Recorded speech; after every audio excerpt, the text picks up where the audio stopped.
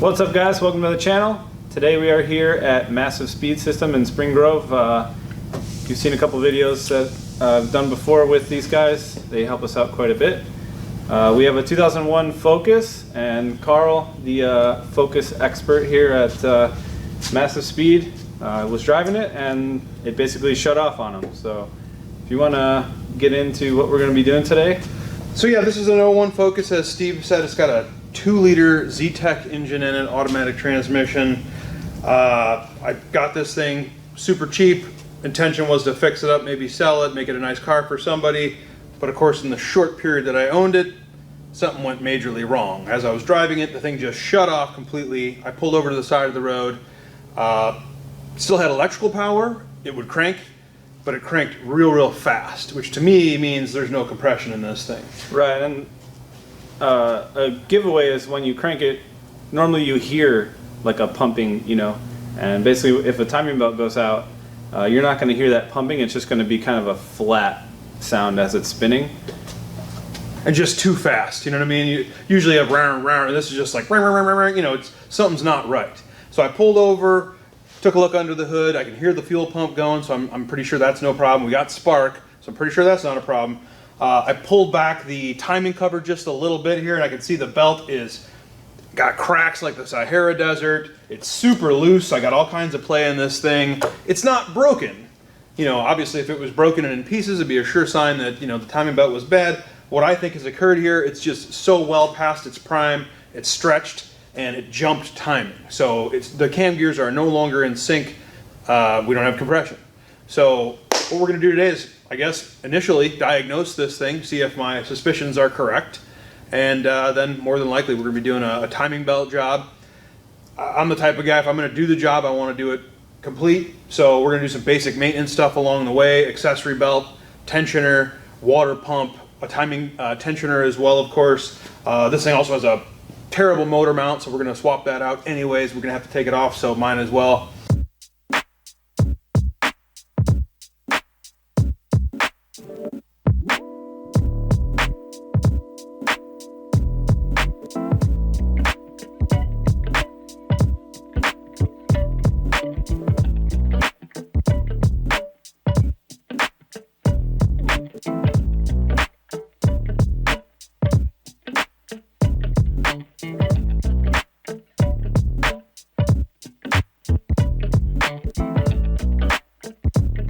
First things first, diagnosis. Yeah, and sometimes with the belts, this one in particular looks really bad, but sometimes they won't even look as bad as this one.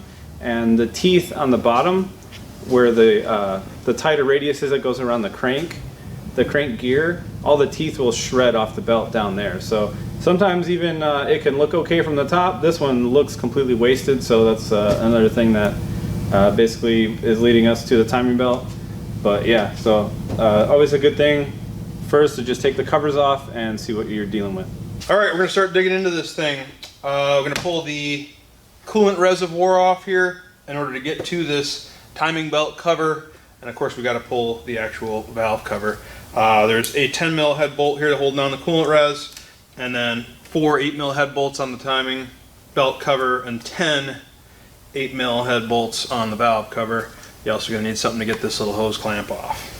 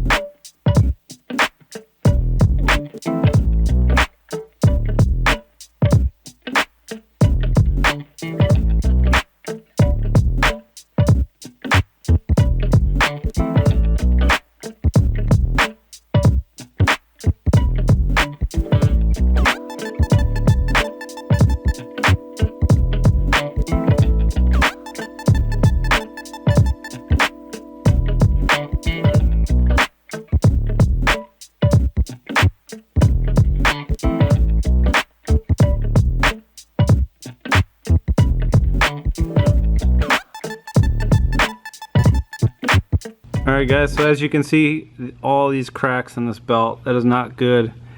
This belt should have been changed quite a long time ago. You never want to see it get this bad. Okay, so we went ahead and pulled our valve cover off and our timing belt cover.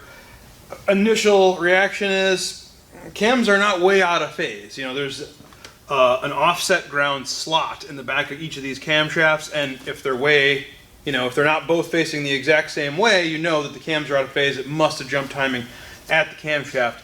Now that doesn't at all mean that it might not have jumped down by the crankshaft side. So these could still be in phase, however, it's out of relationship with TDC of the crankshaft. Yeah, like I was saying earlier, a lot of the times that I've seen them break, it has been around the crank gear on the bottom, not necessarily at the top. So you could have a case where the cam stopped in the same place, but the crank can just spin because there's no teeth on the bottom.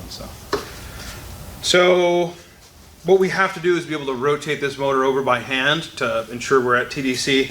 So next step is going to be jack this thing up, get it on some jack stands, pull this wheel off. That way we can have access to the crank pulley bolt. Okay, so in order to rotate this crankshaft, we're going to need a long 1/2-inch ratchet handle and a 19mm socket. We're going to go right onto the crank bolt and slowly rotate this thing over. Now, most of these cars, there would have been a plastic splash shield covering up this crank pulley and everything, but it's gone. A lot of times they're busted off. If you got to remove yours, I think it's like 210 mils and then you're ready to go. And what I'm going to do is, while I'm rotating this, I'm going to watch the screwdriver. And I'm going to watch for it to rise and fall. And there's just that split second where it's not going up, it's not going down, that's dwell. That's what we're looking for. Now we know it's at TDC. You pretty much have to tighten this to the right, tightening, because if you tighten it to the left, you might just loosen the bolt and won't be helping yourself very much.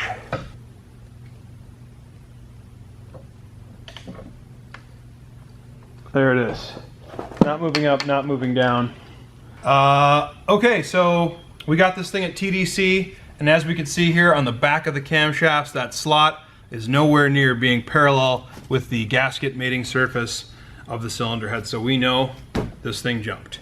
So next step's going to be take this sucker apart, replace that belt.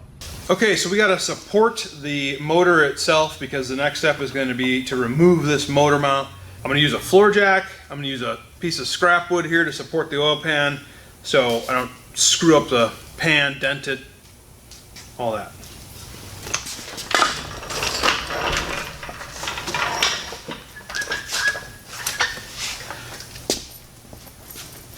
Okay, I got it supported here, and next we're going to pull these two 19mm hex head bolts off the motor mount. I'm going to say they're probably 19. They're actually 18. That's usually what I mean when I say 19, is it's an 18.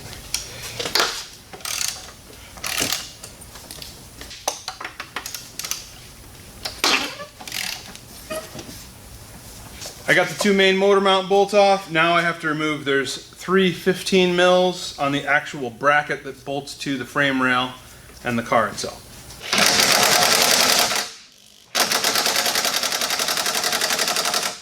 Going the right way? I think this battery is Shotsky.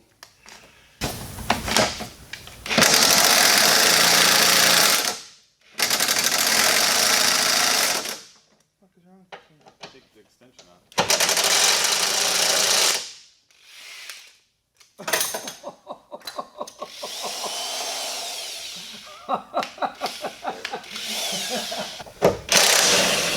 Shit battery. Just a shit battery, Steve. Whoa. Funny to laugh at me because of my glove.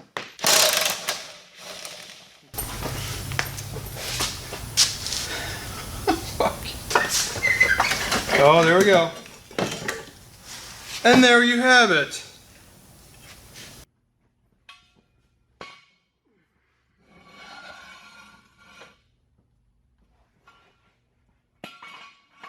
Now we want to remove tension off of the accessory belt. So 15 mil wrench, going to go down there and push her to the rear of the car, and that'll relieve tension. We'll just be able to pull the belt right off. All right, so we got all the tensioner and idler off. Belt is loose now. So I'm going to zap the crank pulley right off the motor. This is best done with an impact. If all you got is a ratchet, it's gonna be a tougher time. But we're just gonna blast it off with the impact. Really? Wow, exciting. Right. I'm excited. Oh, God. Got it? You got it? I got you. Good, you fucker.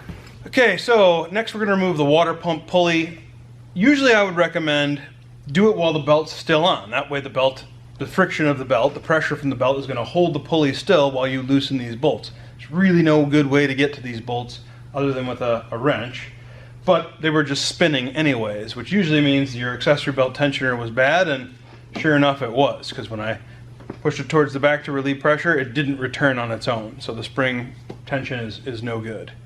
So what I am gonna do, take a long screwdriver, I'm gonna wedge it between two of these 3 bolts, and then use my ratcheting wrench to take it off. Okay, we got that pesky water pump pulley off. Now we're going to remove the aluminum timing cover off the front of the motor. There's a whole bunch of 13 mils, I think 4. There's the pulley itself, this idler pulley we got to remove. That's also a 13. There's also one, I don't know if it's Torx or an Allen head, socket head. We got to get that one off too. So I'll let you know which tool it is when I get to her.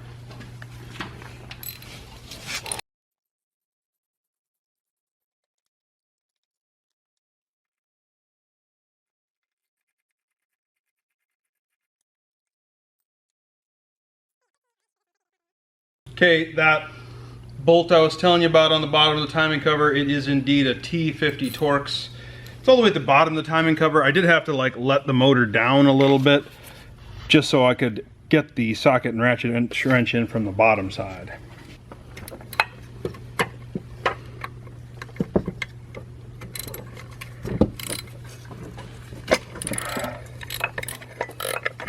All right, so here's this ugly bugger.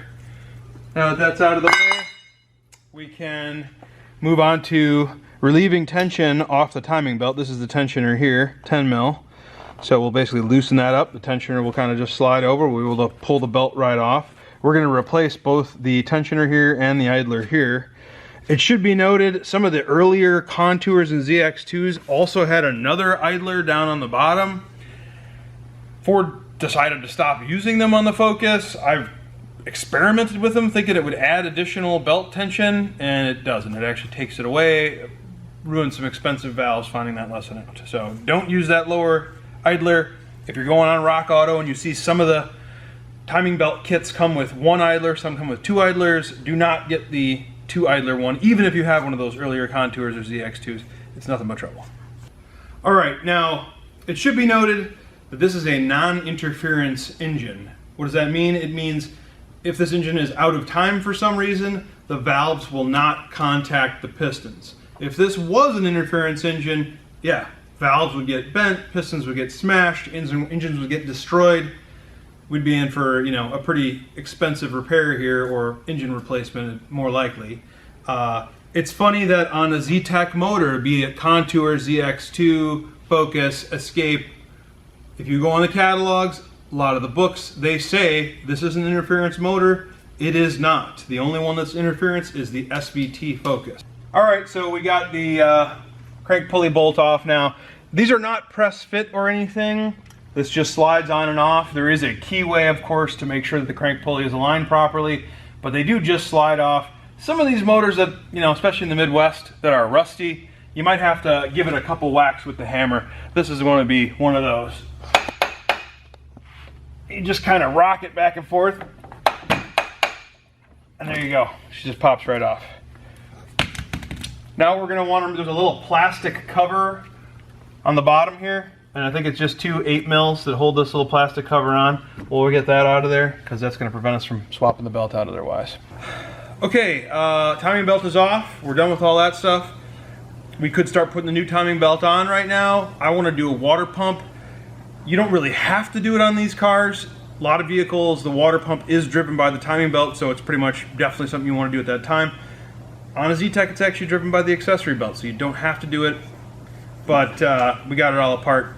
I'm going to do it. First things first, we're gonna drain some coolant. On this car, it's been done pretty recently, so I'm gonna use like a nice clean bucket so I can recycle it. All right, so I'm gonna pull the lower radiator hose, and it's gonna come gushing out all over the place. I probably should have placed my jack a little bit better so I'd have more room for this, but that'll do, probably.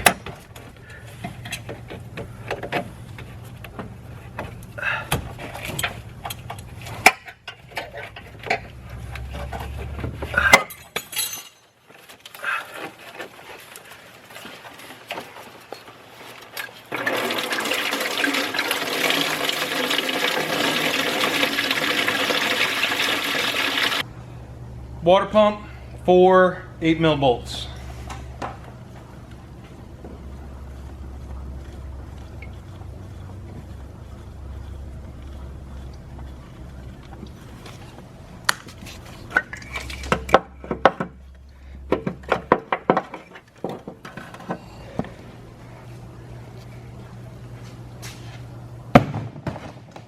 Water pump's in, everything's lovely. Time to start working on the timing belt. There's definitely some people's opinions. I think mine is correct, as usual. I like to loosen the cam gear bolts themselves before I time this thing. That means when I'm putting the belt on, I'm not fighting against tooth alignment. You know what I mean? It's really easy to be just a little off, and it makes it impossible to stretch the belt on there. There are plenty of times you can muscle the belt on and it goes on, but as soon as you pull the tool out of the back, you'll notice both of the gears pop. Tension is now on the belt, but your cams really are not at TDC anymore. So I always like to loosen up the cam gears prior to putting the belt on. I'm going to do it now before I insert the tools, just because I don't want to risk damaging the camshafts. We really never want to put a bunch of torque into the cams while the tool's inserted. These camshafts are crazy hard, but that also means they're brittle. They're going to last forever. They're not going to wear out, but it means they're kind of like glass. And one of your best-selling items is actually the cam tool set. Do you want to tell them a little bit about the actual tools that we need for this? That is correct. Thanks for mentioning, Steve. We're going to use the Massive Speed System MATO 8754 Absolute Camshaft Timing Tool Set. Consists of 3 parts. We're only going to need 2 for this particular engine, the Zetec. What you really have is a bar that is going to slide into the back of the camshafts. So it goes right on the gasket rail of the cylinder head, slides into those offset slots. Like I say, it only is going to go in one way. The slot is ground to one side, so it'll only slide in at TDC on number 1 cylinder. And then the other part is this pin. It's this purple aluminum pin. In the back of the block, there's a little port that Ford puts in there. Right now, there's just a bolt in there with a seal. We're going to remove that, screw this in. We're going to rotate the crank slowly until one of the throws is going to interface with this pin. It's ground right on the end, so it's going to be perfect TDC cylinder number 1. It's going to hold it there for us while we time everything. All right, guys, we have our show engine here. And to show you where the crank pin goes, just a little bit easier on this. So basically there's going to be a catalytic converter there, or the header, depending if you upgrade it or not, but basically the timing pin goes in the block right there. Why do we make it out of aluminum? A lot of people will ask. We actually made them out of steel years ago at the very first production run. The factory ones are steel too, right? The factory pin is steel, that's right. So these are actually a little bit better. We like the aluminum. Number 1, I can anodize it. I'll make it bright color so you hopefully remember that it's in there still and remember to remove it. The other thing is, and a lot of people say, oh, not me, never gonna happen. You're gonna forget to leave it, take it out. You're gonna leave it in there, and either you're gonna by hand rotate the crankshaft over, or some people have even done the whole job and cranked the car over. This pin will break. That's awesome, because the steel pin will bend, and then guess what? You can never unscrew this out of your block again. You're gonna leak oil, screw it all up. If the steel one did break off by chance too, guess what? That's gonna rattle around the bottom end. Much better chance of that thing doing damage to the crankshaft, rods, whatever, whereas an aluminum pin, of course, the steel rods and crank are gonna win, so no problem. I'm gonna put the timing tensioner and timing idler in there. I'm going to leave the tensioner loose so that way I can still get the belt on easy, but I will tighten down the idler to to its complete tightness. You see what I got here, guys? It's Gates, Continental, good stuff. This is your timing belt. You can buy all this stuff on Rock Auto for dirt cheap. You know, with the advent of Rock Auto, you don't have to buy the cheap Chinese stuff, so don't, you know. There might be a part, if you want to buy a reproduction side mirror or something, go ahead, but this is the timing. Don't cheap out on this. Critical engine components should always try to go at least, if not OEM, to something that is close to OEM spec or even better. So we also did get the cam gears loose. We have the timing tool here in the back of the cam, and the front bolt on the cam gears are loose. These actually free spin. When that bolt, the tension of the bolt actually holds the cam gear in its place. So that's the whole reason for loosening that is, you know, the actual cams will always be in time because of the tools that we're using. That way it's free to put the belt on and spin it basically into a place where it's comfortable. You don't have to force it. You know, if you force it, you can cut the belt. You never want to do that. So that's the reason for loosening those. Just makes the whole thing a lot easier. I'm gonna put some Loctite on this tensioner. You know, why not? This thing comes loose. A world of hurt. Okay, got my timing belt ready. Slide it on the bottom. Route it between the tensioner and the idler. And look at how easy my belt went on. I've been involved with and seen a million times people putting these timing belts on and they're fighting with them, getting their muscles all bulked up. Don't do that. Do it easy.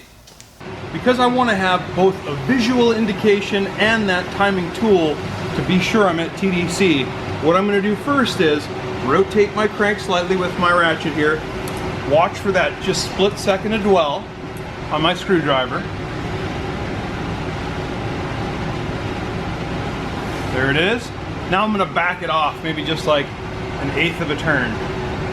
Now I'm going to insert my tool, and then I will retighten this, or I'm sorry, rotate it to the right to confirm that we're at TDC. The thing is, you could be like 70, 80 degrees off, you could put the pin in there, and you might be hitting a part of the crankshaft other than that machine pad where it's supposed to line up. We rotated our cams to get them at TDC on cylinder number 1. Now we're going to slide our tool in. If the tool does not slide in and you feel like you're way off, it's because your cams are 180 degrees out of alignment. It's only going to go in one way, TDC, cylinder number 1, and you know, thank Ford for doing that, because if they didn't, if it's just right in the middle of the cam, you can put it in backwards all the time. Timing belt is on, so now I'm going to just back these out, these cam gear bolts by hand. I'm going to put a little Loctite on them, Loctite, just as a little extra precaution.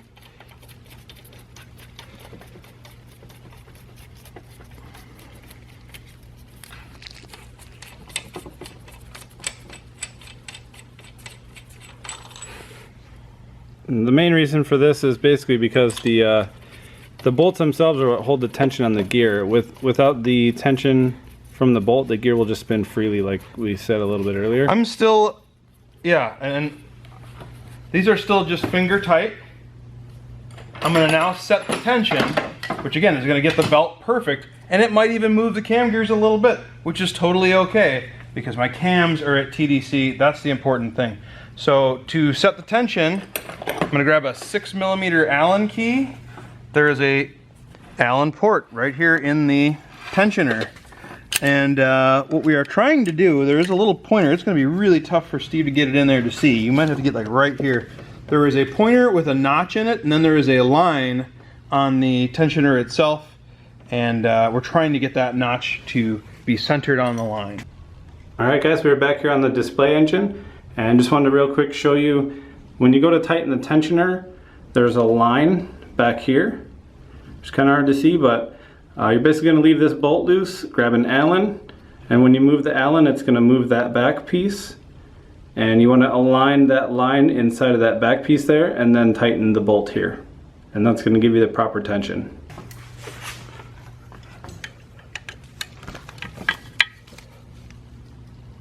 Okay, I'm pretty happy with that, so I'm going to hold the Allen key with one paw and tighten with the other.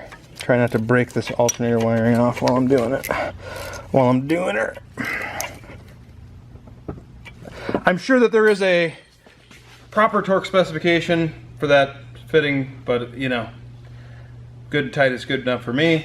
We use Loctite on it. It's an aluminum cylinder head, steel bolt, so you know I'm going to go tight, but I'm not going to go insane. As far as I'm concerned though, at this point now, tension is good. The belt looks nice and tight everywhere. The tensioner is still free to move. So now at this point we can tighten down the cam gear bolts. This is kind of a two-man operation again. I can snug them here, but I'm gonna have a partner support the camshafts while I give it final tightening. Yeah, because basically with the tool back here, it will hold it, but it is not intended for that. So there's a couple spots on the actual cam where you can get an adjustable wrench or properly sized one if we knew what size it was offhand. But basically you want to put the wrench there and then keep the tension on that and not on the tool, because plenty of people have actually broken the ends of the cams off. So you don't want any part of that. So hold tension with the wrench there and then snug the front cam bolts. Obviously we got the lower plastic cover bolted on first, then I bolted back on the aluminum timing cover. Now is probably a good time to swap out the accessory belt tensioner. I already got it out. It's 2 bolts here right underneath the alternator, 10 mil head. It's pretty tight quarters in there, so you're gonna need a wrench and a ratchet as well. We're gonna replace it with this nice new Gates unit. This one, I can just move it by hand and it stays, it doesn't do anything. This one is spring loaded. It actually, it moves and then it returns under tension. So that one was not doing its job at all. So once I get that in, I'm gonna replace also just the accessory belt idler. That one screws right into the front cover. Pretty self-explanatory. Again, I've replaced it with the new Gates piece. The other one actually spun just fine, but man, it made this crazy laser gun sound, so I'm sure it was on its way out.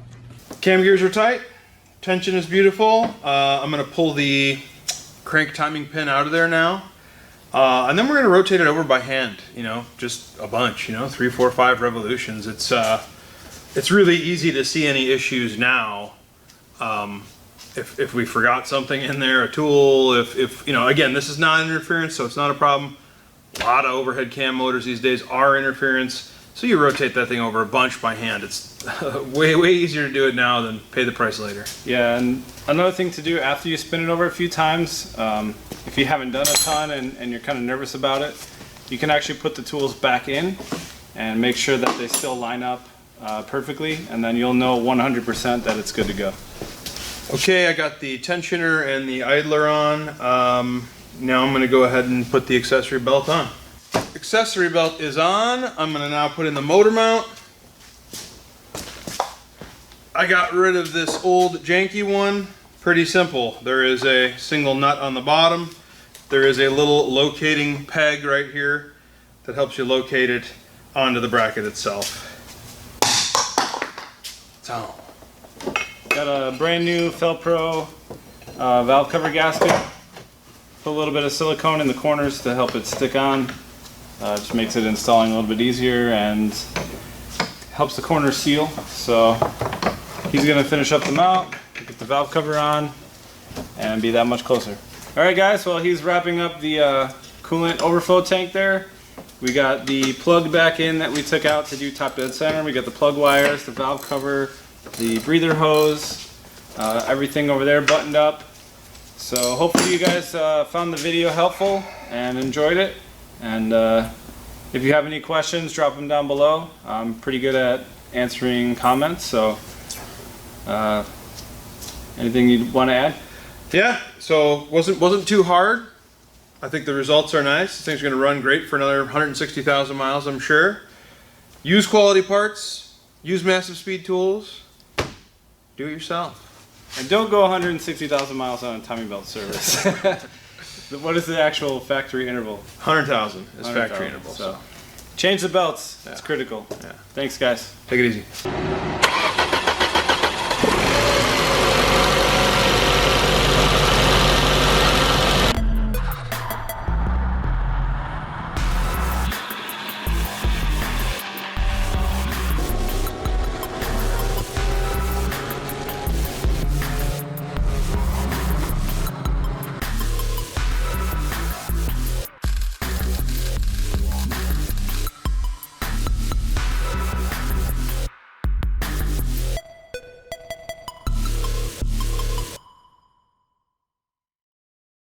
So this beast is ready to go.